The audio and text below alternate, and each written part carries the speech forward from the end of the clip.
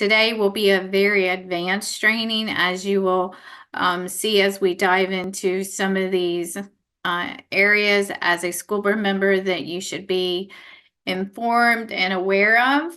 I just don't want you to be overwhelmed by this training, because if it's something new to you, it could seem overwhelming. But for some of you who have already been on the board, you'll see some of the pieces starting to come together.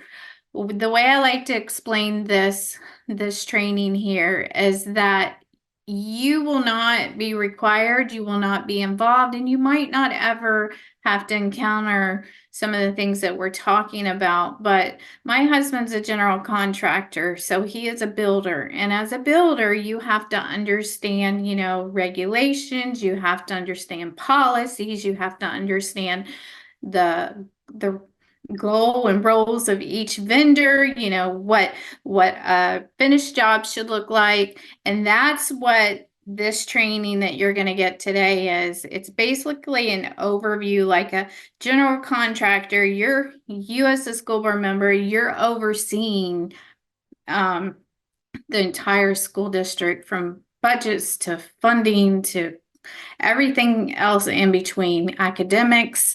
And then you have your superintendent, who is supposed to put in place all the vision and mission that you as a school board member have asked them to put in place and put it in policy. So we have 3 sections today that we are going to cover. We're going to cover school district fraud. What are the common areas of fraud that we are seeing within school districts and government? Then we'll dive into procurement and contracts. And Dr. Karen will talk about procurement and contracts because she has an extensive knowledge, and her actual career was in procurement and contracts. And then before being a stay-at-home mom and then working on education policy, running for school board myself and serving in Florida, I actually worked in forensic accounting. So this is probably one of my most enjoyable, this one and budgets, that we're going to talk about today. So let's go ahead and dive into this. In this training, what you're really going to learn about are the most common forms of school district fraud, identifying those red flags, school district expenditures. Later on, we will talk about school district revenues. What we really want to focus on today are expenditures. What does that entire process look like? How can you save your district money? What are some areas of opportunity for that? And that's why understanding procurement is so important. And then you'll be able to understand, do I have policies in my district that are good practices with procurement? And that's where you come in as a school board member. What is a bidding what are the forms of bid? What's that bidding process? What should it look like? What is the district's purchasing cycle, navigating through school district contracts, cost savings opportunities, and the reports that you should be asking for so that you can help oversee and ask those right questions. So let's jump into school board member. This is something that I think is very important for you to know about, is school district fraud. So let me kind of move this down to the bottom. So is fraud happening in your school district? And I'm going to tell you, most likely, the answer is definitely yes. What form is it happening?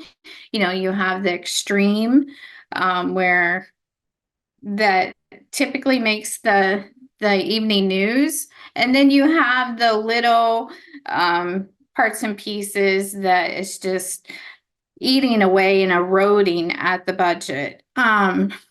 As a school board member, something that I had learned is, and this is arguable by some, is that I did not think that the school district had a lack of funds. I thought the school district had problems with spending and priorities. So one thing that you will understand as a school board member is that by having good policies in place, yes, you can catch district fraud, abuses of spending, but it's important for you to be able to identify areas that you can help with cost savings. So 10 ways school board members can help avoid fraud and wasteful spending. Be aware of the most common forms of school district fraud. That's number one. And we're going to talk about that here in a minute. You're going to have to understand the right questions to ask. You're going to have to look for those red flags because there are red flags that you can spot and identify. Understand the normal school district expenditures. Be prepared for the school district purchasing cycle. There is a certain time of year that a lot of these contracts will come to you as a school board member, and typically that is right at the end of spring, whenever you're getting ready for the coming year. You're going to get a lot of contracts at one time, and it's important for you to be prepared for that, but not treat every contract as a routine contract. Obviously understand the procurement process, ensure procurement. It's a tongue twister, isn't it? Procurement policies are in place, understanding the various forms of bids and how that relates to contracts, the importance of reading every single contract, and staying involved in the budget process. So 10 steps, 10 ways. If you can adapt yourself to these, I promise you that you will be a better board member for that. Fraud is not fun because a lot of times it's people that we know, it's people that we love, and it's people that we respect. We've given them authority. But it is deceit, and it is trickery, and it is deliberate. So when we're talking about fraud, it's a deliberate trickery versus there's abuse. People just get by and kind of go in the gray area. But then there is bona fide fraud where people are being deceitful. There's typically, when we're looking at fraud, there is a fraud triangle. And what we like to say is that fraud occurs when there's opportunity. And how is there opportunity? Because we don't have good policies in place, we don't have good checks and balances. So there's a breakdown in the system. And that, if you see it, that's at the top of this triangle. If we can cut that as school board members off, then we can help, deviate some of the trickery that could happen. But then there has to be incentive. There's personal pressures. People aren't going to tell you that they're behind on their mortgage, or they have college, or they feel that the district doesn't treat them right. They don't pay them enough. They work enough overtime that they deserve this. So, there's these rationalizations and justifications, and there's these personal pressures. These are some red flags to look out for. So who commits fraud? Unfortunately, I don't want you to be skeptical of everyone, but what we have to do as leaders and school board members is have an attitude and put an attitude in place within the school district that we trust you, but it's our job to verify. So you have to have a trust but verify. Ronald Reagan always said, we trust you, but let's just verify this. And as stewards of the taxpayers' dollars, that is your job. You cannot be intimidated to ask questions. So the people that overtly are committing fraud, especially on large sums of money, or They are people that have been in these positions for a long time. So they've been giving these opportunities. Someone that is of a higher position, it might be a chief financial officer, it might be someone that is just such an expert in their field, like a purchasing director, someone that is very professional and should be the expert in the subject. It becomes uncomfortable to ask questions. They're the experts. Let's let them do their job. And I know with the school board members that are on here right now in this training, you've been told that. I was told that. Karen was too. We're the experts. Let us do our job. And yes, we want them to do their job, but it is our responsibility to govern. And that is by asking the right questions. This person will have the capability to explore or exploit control weaknesses. This could be someone that understands the way it should be and understands where certain department heads aren't doing checks and balances. So these people will understand the system, and that's why it typically fraud occurs from the people that's been there the longest.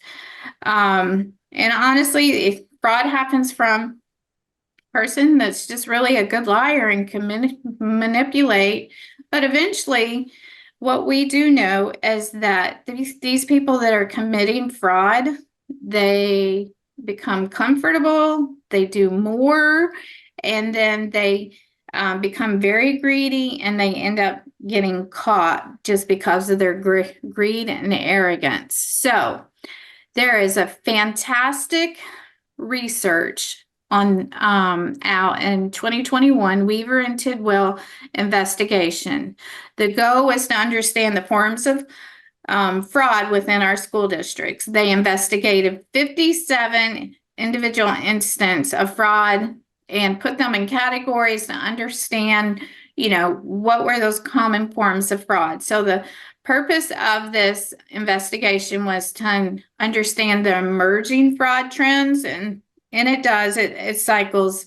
So that districts could prevent future frauds and tighten up internal controls. So the key takeaways from this investigation, and at the end we have the resources for these presentations. You can go deeper into some of the research that we have put together, these slides and this presentation for you. But good news, bad news is fraud affects school districts of all sizes. Smaller, but the good news, I guess, if there is any good news, Dr. Karen, is that smaller school districts often had a trend of internal controls and segregation of duties, making them more vulnerable to fraudulent activities, where large school districts where we saw a lot of fraud was through just larger scales of transactions and disbursements, and less face-to-face was a challenge for them. So if you're in a small school district, you're going to have this. You're in a large school district, you're going to see some of the same things. So the four most common areas and categories that the research uncovered was the misuse of P cards, cash, and checks. And we know as school districts get more comfortable with issuing P cards, there's things that you can be putting in place as school board members with policy to help mitigate some of the abuses that you're going to find. A lot of times it's just bona fide abuse of privileges, but there's things that you can do to put in place to prevent that. Vendor fraud. This vendor fraud is very costly. When you start having vendors and employees working together to cheat the system, typically when that's caught, it's caught at a really high price. Phishing scams, which was surprising to me to be on this report. Phishing scams are those external forms of fraud. The others that we're talking about, these are all internal things, and payroll fraud. So if you look here, out of the, was it the 57 reports that they investigated, 27 were P cards, 17 were vendor fraud, kickbacks, conflicts of interest. Then you had 7 phishing scams, and then you had the payroll. So we're going to dive into these with you today. So the number one form of fraud in school districts and abuse, we are seeing it with P cards.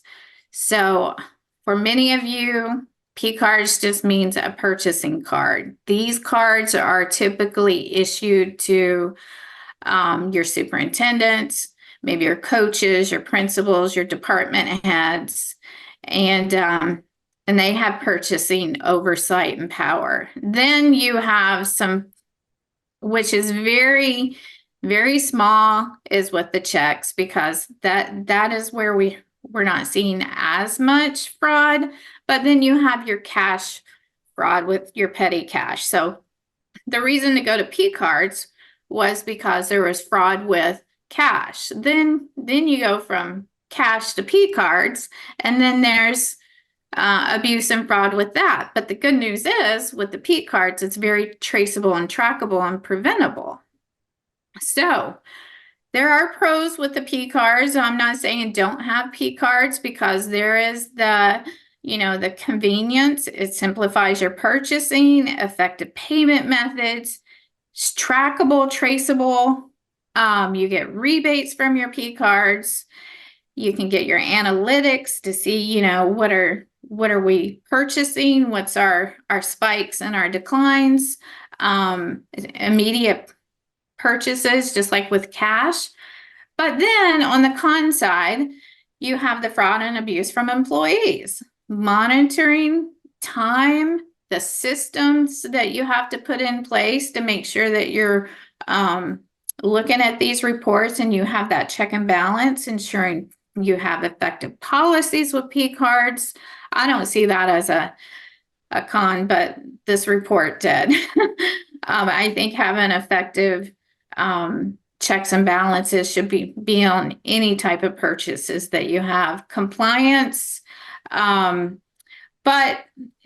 you can read the rest here, but what we want to talk to you about is minimizing that risk. School boards can minimize the risk of abuse and fraud with P cards, because P cards should, it should make your life easier, and it should make the district's accounting system nicer. So one benefit, and here's some areas that you can help mitigate the risk of fraud and abuse, is whenever, and these are questions you need to be asking your superintendent, and don't let them say you're getting into the weeds, because again, your job as a school board member is to make sure that you have the right policies, and that the dollars that are going out that district door is aligning, and you can be transparent with that. So don't be afraid to ask these questions.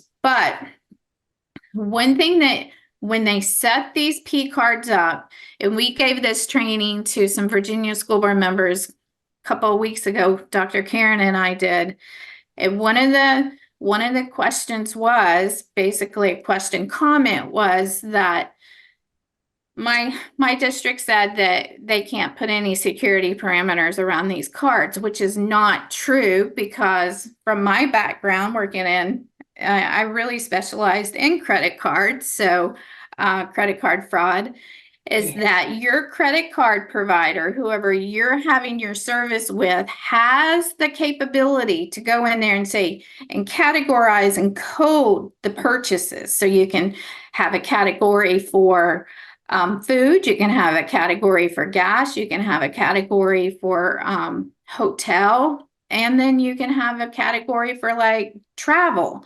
So don't let your school district tell you that they can't do that because they can. And that would mitigate it on the back end with a credit card company, because if they go to make a purchase that you as school board members aren't approving, then it will stop it there. Or you can set those spending limits with your credit card company.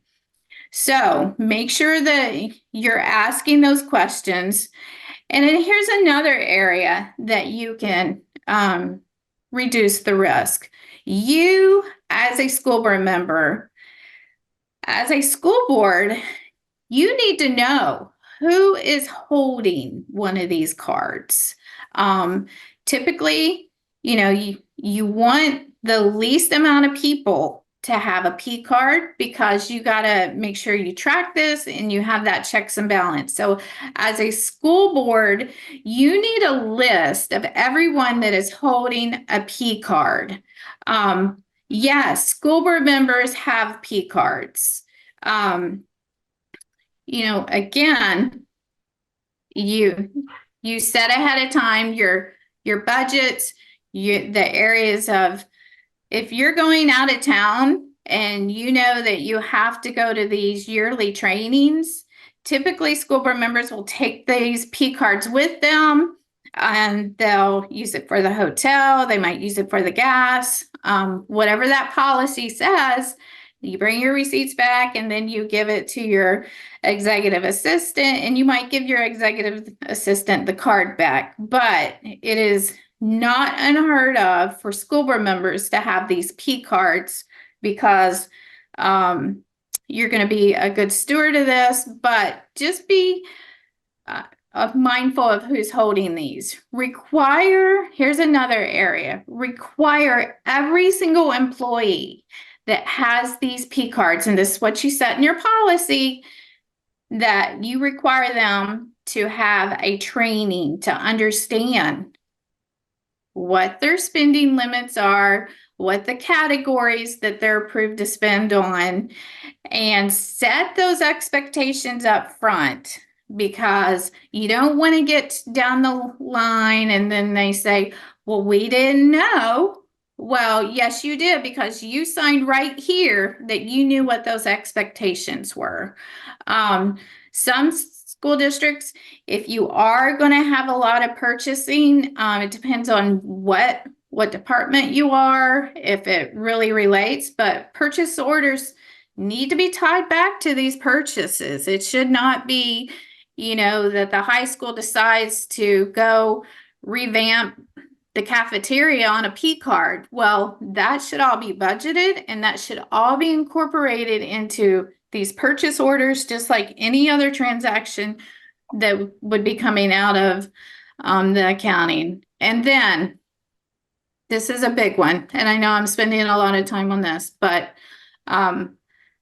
you, as a school board member, need to be setting your eyes on these monthly invoices. And as a school board member, that is why it's important for you to know which administrators, which principals, what department heads have these P cards, so that you can do your random audits of just understanding how they're utilizing these P cards. I did do that. They don't like it when you ask for these, but again, that is your job to just oversee and just see how the spending is. And then that will help you know what type of policies that you might need to put in place, and maybe some suggestions. So the next area that we're going to talk about this is very costly. And I'm going to say I've seen it over and over. If you Google school district fraud, most of the time it's going to come up with an employee and a vendor. You're going to have your kickbacks. You're going to have people that kind of go in the gray. Oh, I'm going to buy these buses because this guy over here, he's providing me box seats to the Orlando Magic team. So, there's abuse and there's fraud.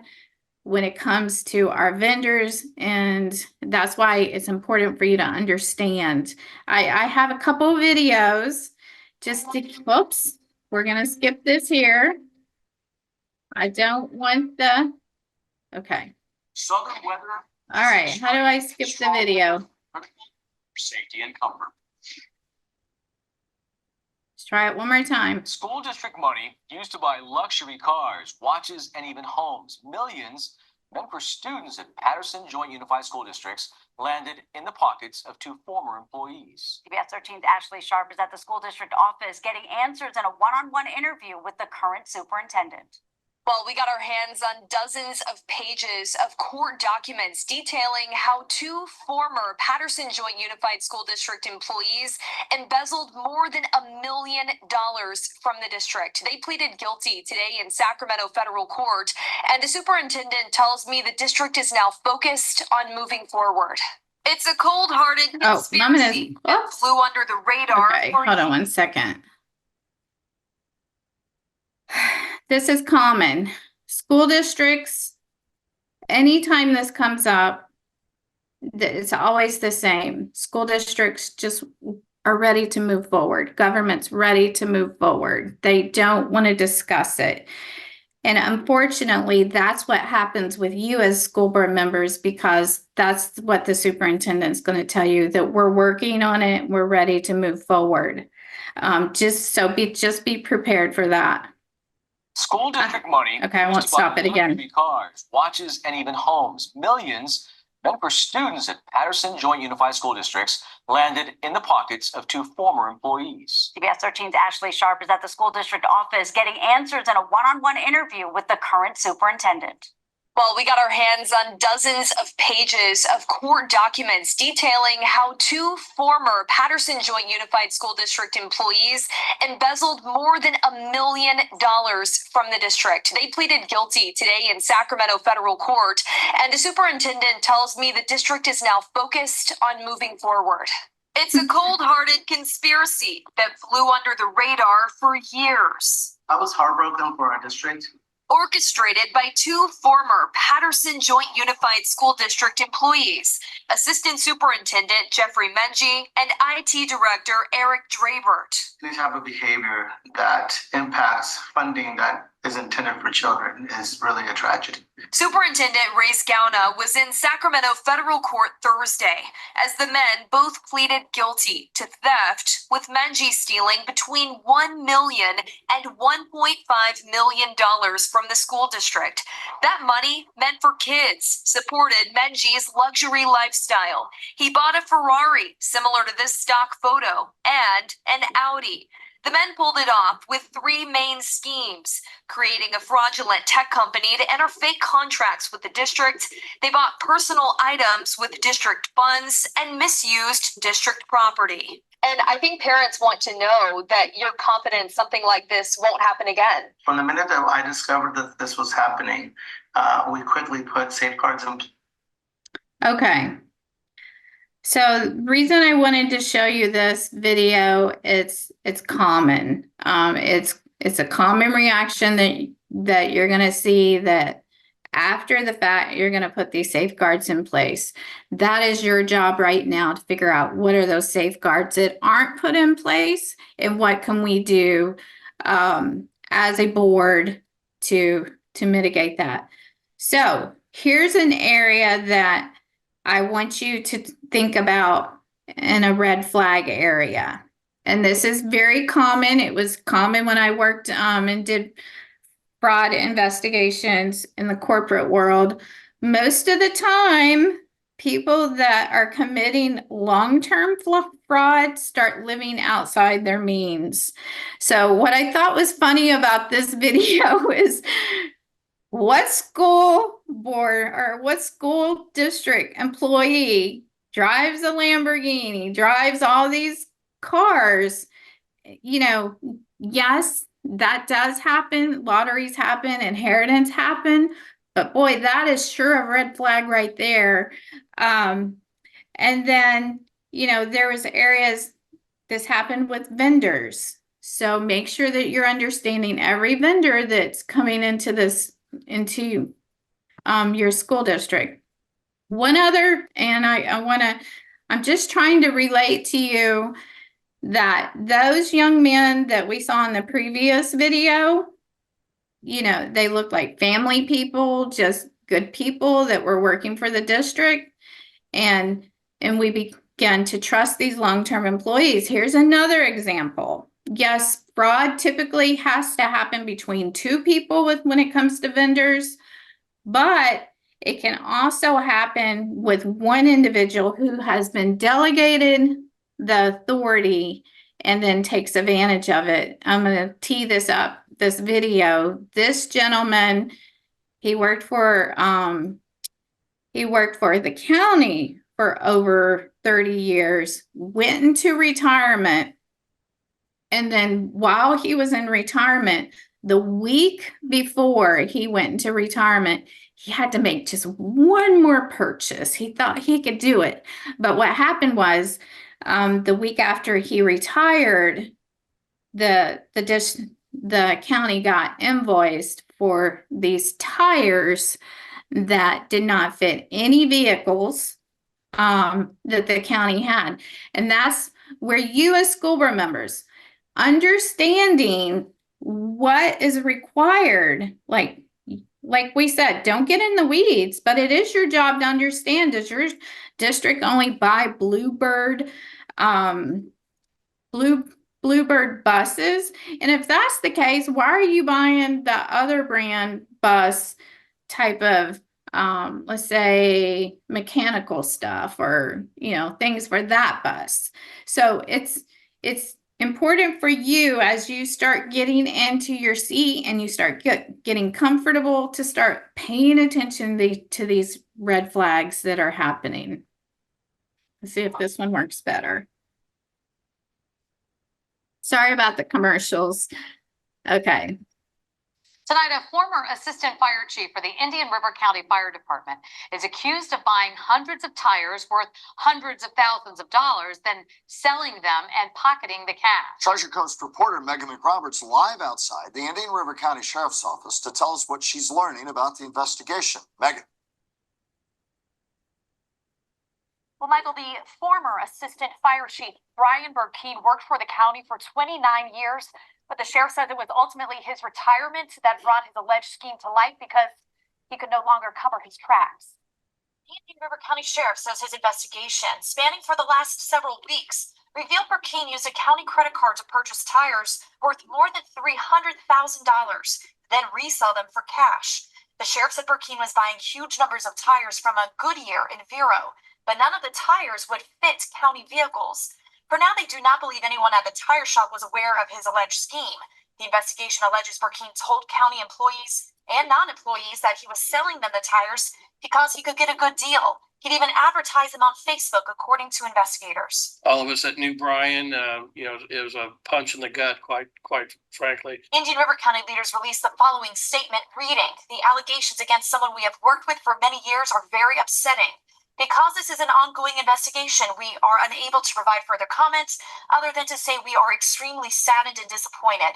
The sheriff also said Burkeen was able to make and approve the purchases, then send them forward without anyone raising a red flag for at least 3 years. But we will look into this and make sure we adjust our policy so it doesn't happen again. Burkeen turned himself in Monday morning and posted bond for grand theft and 5 counts of dealing in stolen property. Okay. Getting out of order here. So like we talked about, it's typically people you trust. It's typically people that you put in authority. It's people that are experts in that related field that you don't feel comfortable asking questions. And then it's combined with the lack of, good checks and balances. So there's so many areas that they could have caught this, but it did end up going on for 3 years. And unfortunately, good people go to jail and were tempted. So vendor fraud is going to cost you a lot of money. It happens. Kickback schemes involve superintendents, department heads, and even here, if you look up the Houston, just had something a couple of years ago where actually the the school board president was involved in the kickback because they were giving contracts to not a builder, but a construction company. And so the construction company got the contract with the school district, and in return, the guy over at the purchasing department got his house remodeled, and so did the president of the school board. So it's not just school board employees that we have to be aware of, but who is trying to add pressure and just squeak some of these contracts through. So just pay attention to that. We've talked about the red flags. You know, as a school board member, it's okay to ask questions about these vendors. It's okay for you to go online and want to look at their website and see if they're a bona fide vendor, and just understand who your school district's doing business with. And Karen's going to get into this a lot more, but there are some red flags that we see in all these cases. It's after the fact, but as good school board members, you're aware of starting to look and be more aware of your surroundings and your environment as you become better school board members. So the next one is, something that kind of I didn't see personally as a school board member, but you have to be more aware of this because this is a growing trend, are these phishing scams. These phishing scams, typically, they try to, try to email your employees. They can get list of employees off your website and try to pretend that they are the HR, gather information to get in your system.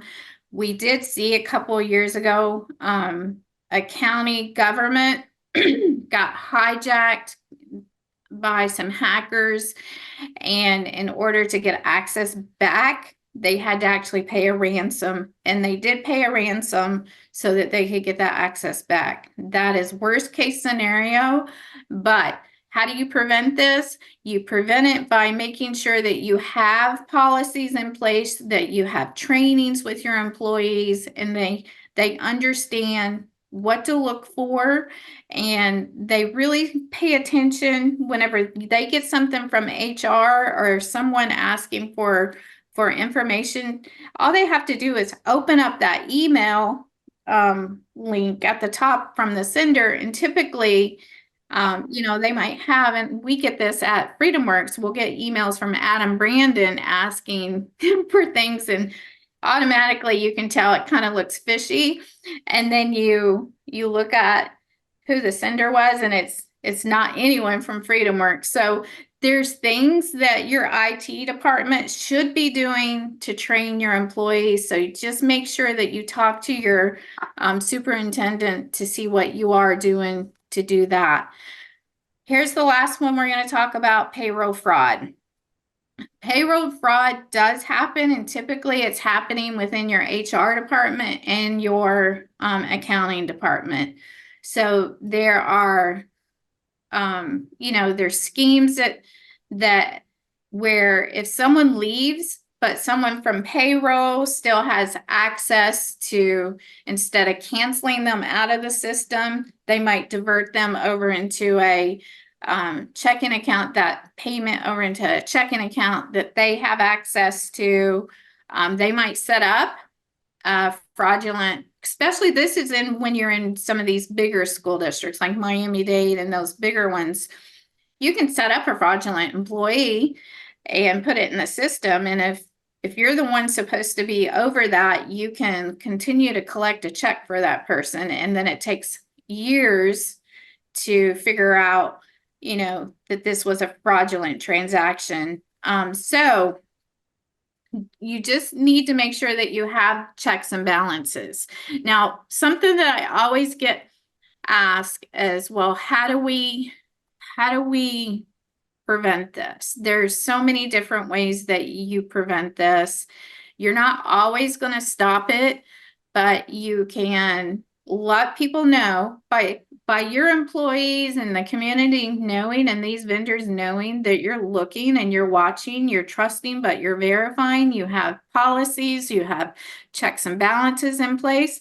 But I'm going to tell you the best thing that you can do as a school board member is make sure that on your website and everywhere that you can, that employees and the community has a way to anonymously report fraud, waste, and abuse. Because most of the tips I got as a school board member come from within the school district. You know, we had and I don't care to say it, she's still there and I don't know how, you know, within our bus department, we had so many abuses that this director would get by with. And we got lots of tips on, you know, some of her abuses and we were able to mitigate it, but it come from employees. Employees do not mind to report these things as long as they can do it anonymously. So you need to have that, and then you have to be trusted enough that an employee could come to you and talk to you without you disclosing who they are unless it goes into a bona fide investigation, then that goes outside of your hands. But another way that you can prevent it is through your SMART policies and your procedures. It's not our job to get into the day-to-day. But it is our job to make sure that we have SMART policies in place and that you are aware of how the superintendent and the staff have implemented procedures to match those policies. So that is how you, as a school board member, will be able to combat and stop some of this abuse that we know that is common among the school districts and government.